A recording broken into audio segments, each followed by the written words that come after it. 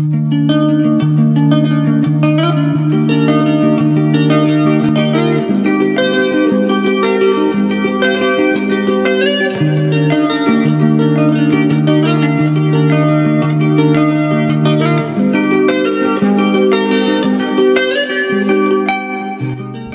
walking out to my pine trees to see if any of my pine trees happen to be a northeastern white pine, because you can make medicinal tea with that. And if I've got it growing in my backyard, then I don't have to buy anybody else's. So we'll see. Well, according to my plant identification app, this tree here is a eastern white pine, which is what I'm looking for. So I'll see if any of my others are. Well, according to the app, all of these are eastern white pines. So I can gather from all of them. Good, because that could be expensive, buying white pine and having it sent here. So I've got a jar full of the white pine needles. So we're ready for cold and flu season. I'm just gonna put a little, maybe a tea towel over it with a rubber band, just to keep it protected and not lose any of those juices, the sap, whatever. I just don't want it to dry out. So I'll leave it with the tea towel for now. If I start to see the top starting to get dry, maybe I'll put some plastic over it or put a lid on it. I think I still have the lid for that jar. It's just an old pickle jar. So I think we're ready for whatever this winter throws at us, and I won't have to trudge through the snow to get to the white pine needles. They're in a jar. Since I've gathered my white pine needles, and I'm planning to make tea with it through the winter, early spring, when anybody has any kind of chest congestion or head cold. You can even drink it just on a regular basis. Pine needle tea has a lot of vitamin C, a lot of vitamin A, and other nutrient benefits. And the Native Americans, early colonists and pioneers, they swore by this to deal with things like that. Got them through the winter. And it's also, it tastes really good. Has a little bit of a earthy taste. Yes, it does taste like pine needles, but in a good way. I like it. I like it sweetened, no milk. And we're gonna make it today out of the pine needles that I just got off my trees.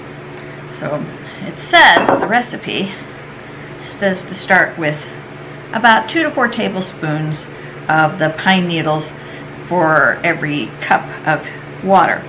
And so I'm gonna chop them up and we'll see how much we end up with. You can chop them, you can break them,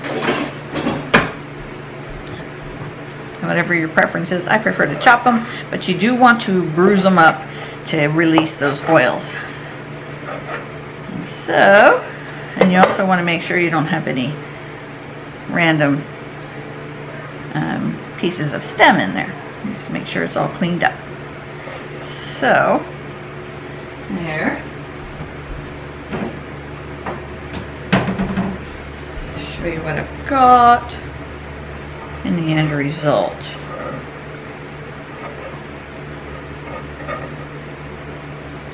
So I've got, looks like about 2 tablespoons. So I'm just going to put just a little bit more because I want to make 2 cups of the pine needle tea.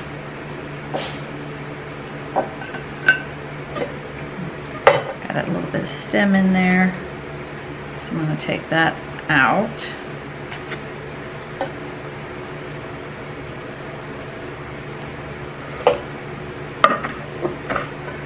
Still some more stem.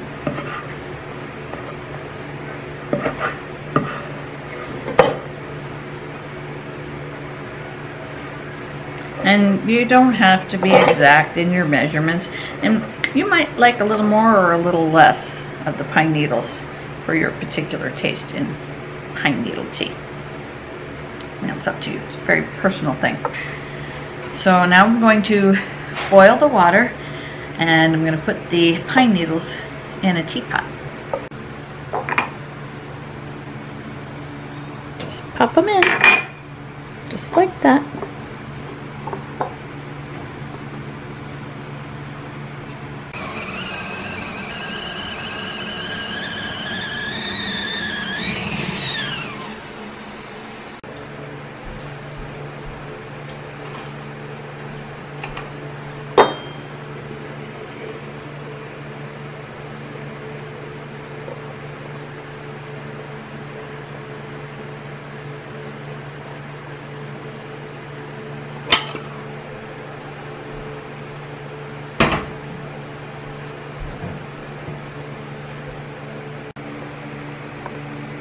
And these pine needles are in there soaking. A thing to remember about white pine needle tea is, well, first of all, don't try this unless you know for certain that you're not going to have some kind of reaction to it. I've never heard of anybody having a reaction, but I'm not a doctor. I cannot give you advice. I can't give you medical advice, and I won't give you medical advice. All I'm saying is what I do. I like this tea. I've never had a problem with it, and I trust that the native peoples of this part of the country knew what they were doing. So, with that said, I have steeped the pine needles in my pot of very hot water for just a few minutes. And I have it covered with a little lid. Oh, weird light, weird light. There we go. I put the lid on it, and I'm waiting for all of the pine needles to basically sink to the bottom. And they're not quite there yet, so I'm going to give it a few more minutes and let them sink to the bottom. The tea will turn kind of a limey green. That's the color you want. And then I'm going to put a little honey in it and have it for my fika. Anybody that knows Swedish traditions, they know what fika is. It's a kind of an afternoon snack. Usually you have it with tea or coffee and some kind of pastry or cake or other sweet thing. Fika can come in a lot of forms, but that's the one I like. Now here's an interesting fact about the pine needle tea, the pine needles that you're going to harvest for your tea.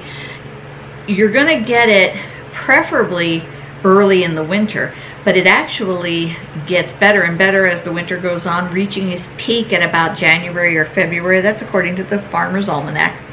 That's not my expertise. And right now we're in December, so we should have a good quality of the tea, the nutrients in the tea and the flavor.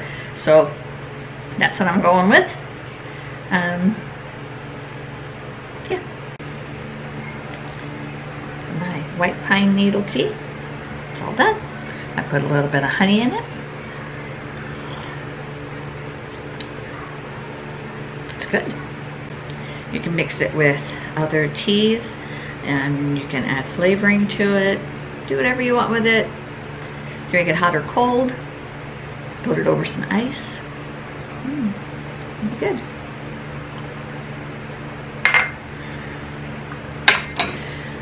There's a story. Let's see if I can remember the story now. Okay, I'm going to read to you what I've got from the wildedible.com. He tells a historical account of using white pine needle tea. Says that one historical account relates the 1536 story of French explorer Jacques Cartier, whose crew was cured of scurvy with a tea of pine needles and bark given to them by the Iroquois after the crew suffered months of nutritional deprivation at sea. Even though the crew boiled the decoction, which would have destroyed a significant portion of the vitamin C, there was still enough ascorbic acid and various amino acids to completely reverse their scurvy symptoms. It was such a dramatic change, the tree used for the tea became known as tree of life. There's no way to determine exactly what species it was, but we know the tree of life was a conifer. Eastern white pine, which is what this tea is made from, is just one of the handful of candidates that could have been used. The ascorbic acid content, or vitamin C, of pine needles seems to vary significantly depending mainly on the species of pine and the age of the needles.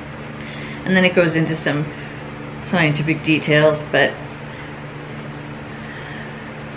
yeah.